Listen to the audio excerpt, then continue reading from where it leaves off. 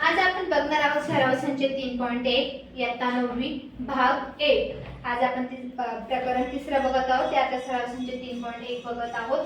पहिला काय, खालील राशी बहुपदी आहेत का ते लिहा, स्पष्टीकरण द्या। मग आता आपल्याला काय, खालील राशी बहुपदी आहेत का ते लिहा आणि स्पष्टीकरण द्या। आता पहिला प्रश्न आहे बघा, काय y + 1 8 3d y। आता इथे काय आहे, इथे वर्ग पण नाही घन पण नाही, म्हणजे ही बहुपदीची राशी नाही, ही काय बहुपदीची राशी नाही। दुसरं बघा, 2 - 5 वर्गमुळात x ही बहुपदीची राशी नाही, कारण इथे पण कोटी त्याची दिलेली नाहीये ना, काहीच कोटी नाहीये, तिथे काहीच नाही दिलेलं, म्हणून आपण बहुपदीची राशी नाही। x चा वर्ग अधिक 7x अधिक 9। आता इथे काय आहे, वर्ग आला म्हणून ही बहुपदीची राशी आहे, कोटी आली आहे 2 म्हणून बहुपदीची राशी आहे। 2m - 2 अधिक 7m - 5 ही बहुपदीची राशी आहे, कारण इथे -2 आलेला आहे। इथे निश्चित संख्या 10 दिलेली आहे, मग 10 दिलेली आहे, मग काय आहे, ही पण बहुपदीची राशी नाही। क्वेश्चन दुसरा बघा, खालील प्रत्येकी बहुपदातील m चा सहगुणांक लिहा। m चा सहगुणांक लिहायला लावलेला आहे आपल्याला। मग m चा घन बरोबर 1, m चा घन बरोबर 1 याचा आपल्याला सहगुणांक लिहायचा आहे। मग m चा घन 1, आता इथे काय दिलेलं आहे, m चा घन बरोबर मग 1 आहे, काय हा इथे m आहे, इथे काहीच नाही दुसरं, मग घन दिलेलं आहे फक्त, मग सहगुणांक काय आला, 1 आला। क्वेश्चन दुसरा बघा, -3/2 अधिक m बरोबर वर्गमुळात 3m चा घन। मग इथे फक्त काय आला, m चा वर्गमुळात 3। हा जसा जसा आपण m चा घन घेतलाय तर इथे वर्गमुळात 3 घेतला, m चा सहगुणांक घेतला आपण तो। मग प्रश्न तिसरा बघा, 2/3 m चा घन वजा 5m चा वर्ग अधिक 7m - 1। मग इथे काय आलेला आहे, m चा घन 2/3 आला। आता आपण प्रश्न तिसरा बघत आहोत। खूप सोपा प्रॅक्टिस सराव संच आहे, त्याच्यामुळे खूप डिग्री आली। पहिले आपण त्याचा एकपदी, द्विपदी आणि त्रिपदी याची माहिती लिहायची आणि मग त्याच्यावरून हा सराव संच आपण सॉल्व करत आहोत। खाली दिलेल्या माहितीवरून x हे चल वापरून प्रत्येकी एक बहुपदी लिहा। आता x चल वापरून प्रत्येकी एक बहुपदी लिहायची। पहिला प्रश्न काय, कोटी 7 असलेली एकपदी संख्या द्या। कोटी 7 असलेली एकपदी संख्या, मग एकपदी संख्या x चा 7वा घातांक, काय मग एकपदी, याला काय म्हणतात, एकपदी। तर मी तुम्हाला पहिल्यांदाच सांगितलं होतं, एकपदी, द्विपदी आणि त्रिपदी यांचा अभ्यास, पहिला चार्टचा अभ्यास करावा लागेल, तेव्हाच आपल्याला हा प्रश्न समजतो। मग x चा घातांक किती आला, 7। आता आपण त्यातलाच प्रश्न दुसरा बघत आहोत। आता आपण प्रश्न दुसरा बघत आहोत, कोटी 35 असलेली द्विपदी लिहा। मग द्विपदी लिहायला लावलेली त्यांनी आपल्याला। मग x चा घातांक 35 वजा 7, x चा घातांक 35 वजा x चा घातांक 7 चा घातांक, x चा घातांक 7 झाला का नाही द्विपदी ही समीकरण। आता त्यातच आपण तिसरं लिहित आहोत बघा। तिसरं काय आहे, कोटी 8 असलेली त्रिपदी लिहा। कोटी 8 असलेली त्रिपदी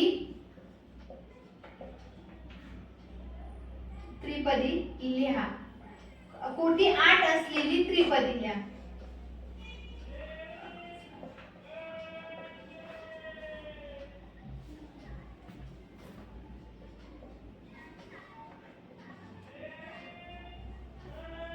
बंद कर थोड्या वेळ।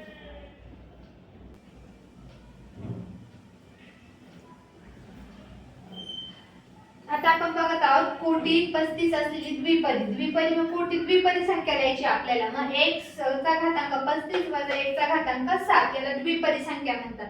कोटी 8 असलेली त्रिपदी, आता इथे काय करायचे आपल्याला, त्रिपदी संख्या म्हणजे त्रिपदी संख्या लिहायची।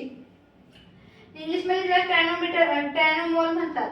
x चा घातांक 8 अधिक 5 x चा घन अधिक 7 ही झाली त्रिपदी। आता क्वेश्चन चौथा काय, खालील प्रत्येकी बहुपदीची कोटी लिहा। खालील प्रत्येकी संख्येची आपल्याला कोटी लिहायची। आता इथे काही संख्या नाहीये, वर्गमूळात 5 आहे, म्हणून आपण इथे काय लिहिणार, मग याची कोटी काय घेणार, 0 घेणार। वर्गमूळात 5 आहे, त्याचा वर्ग पण नाही, घन पण नाही, काहीच नाही दिलेलं, तर आपण त्या संख्येची कोटी काय घेतो, 0 घेतो। मग आता इथे x ची कोटी काय लिहिली, 0, तर आपण 0च घेणार। इथे x चा कोटी काय लिहिले, 2, तर आपण काय घेणार, 2 घेणार। आता ह्या वर्गमुळात 2m चा घातांक 10 वजा 7 म्हणजे याची कुठे काय दिलेली आहे 10 दिलेली आहे. आपण काय लिहिणार 10 लिहिणार. मग त्याच्यातच बघा आता आपल्या इथे 1 2 3 4 झाले. आता आपण त्यातला पाचवा बघत आहोत 2p वजा वर्गमुळात 7. तर इथे काय दिलेले 2p वजा 7 तर याची कुठे आपण 1 लिहिणार आहोत. तर 7y वजा y चा घन अधिक y चा घातांक 5. तर इथे काय येईल मग इथे 5 येईल. काय येईल 5. तर इथे बघा xyz अधिक xy वजा z. आता ही पद्धत कशात आली त्रिपदी मध्ये आली. कशामध्ये आली त्रिपदी मध्ये. मग 1 अधिक 1 अधिक 1 अधिक 1 किती झाले 3. तर इथे त्याची कुठे किती आली 3 आली बरोबर. मग आता ह्या संख्येचं बघा m चा घन n चा घातांक 7 3 m चा घातांक 5 n अधिक m n. तर याच्या पुढे काय 7 अधिक 3 किती झाले 10. तर याची कुठे किती आली 10 आली. अशा प्रकारे आपण चौथा क्वेश्चन सोडवलेला आहे. खाली प्रत्येकी बहुपदाची काय लिहायला ते आपल्याला कोटी. तर बघा बरं किती सोप्या पद्धतीने आपण कोटी काढलेली आहे. जिथे काहीच नाही तिथे आपल्याला 0 कोटी लिहायची आहे. आता आपण बघतो पाचवा प्रश्न. खालील बहुपदीचे रेषीय वर्ग घन पद्धती ह्या प्रकारे वर्गीकरण द्या. इथे काय सांगितलं त्यांनी आपल्याला रेषीय पद्धती वर्ग पद्धती आणि घन बहुपद्धती म्हणजे आपले 3 पद्धती सांगायचे त्यांना. आता बघा हा पण प्रश्न खूप सोपा आहे. 2x चा वर्ग अधिक 3x अधिक 1 बरोबर. आता इथे काय आहे वर्ग दिलेले आहे म्हणजे ही बहुपद्धत कशात आली वर्ग पद्धतीमध्ये आली. मग इथे आपण लिहिणार वर्ग बहुपद्धत आहे. वर्ग बहुपद्धती आहे. आता बघा दुसरा बघा त्याच्यातला 5p. आता इथे वर्ग आहे एक घन आहे काय आहे का नाही. मग ही कोणती पद्धत आली रेषीय बहुपद्धती आली. कोणती आली रेषीय बहुपद्धती. इथे लिहायचं रेषीय बहुपद्धती. इथे बघा वर्गमूळ 2y वजा 1/2. इथे पण काही वर्गमूळ घनमूळ दिले का नाही. मग ही पण कोणती पद्धत आली रेषीय बहुपद्धती.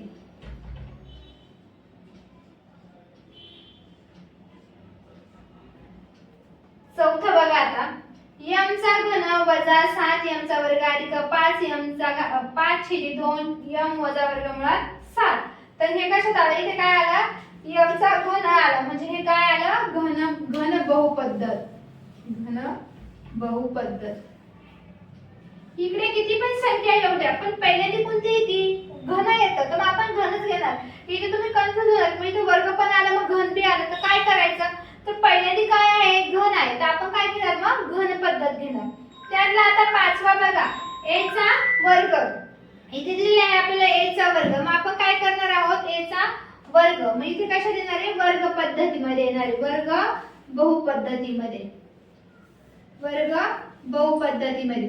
आता यातला आपण शेवटचा प्रश्न बघत आहोत. अशा प्रकारे आपण याची वर्ग पद्धती रेषीय पद्धती आणि बहुपद्धती घन पद्धती इतक्या सोप्या पद्धतीने काढलेला आहे. अवघड काहीच नाही. समजून घेतलं तर खूप सोपं आहे. आता आपण त्यातला 6वा प्रश्न बघत आहोत. आता आपण बघत आहोत खालील बहुपदी प्रमाण रूपात लिहा. प्रमाण रूपात लिहायचंय म्हणजेच आपण आता उतरत्या क्रमात लिहायचंय. कशात लिहायचंय उतरत्या क्रमात लिहायचंय. आता बघा आपण कसं घेणार आहोत त्याला.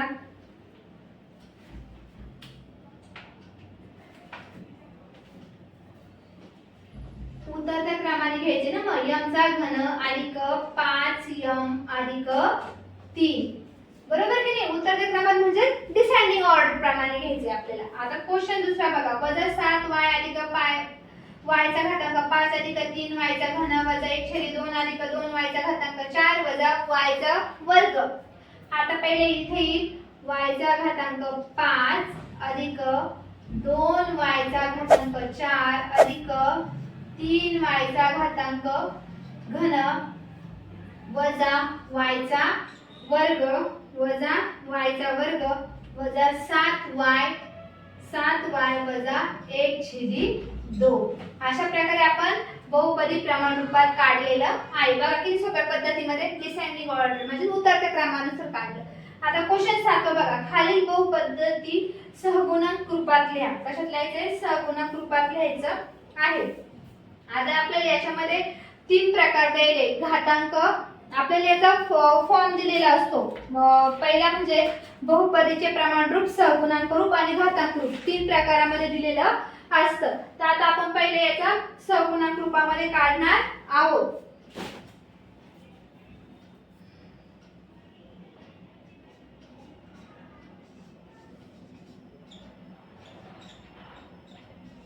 आपण उतरत्या प्रमाणेच काढायचा. उतरताच प्रमाण असलं पाहिजे आपण.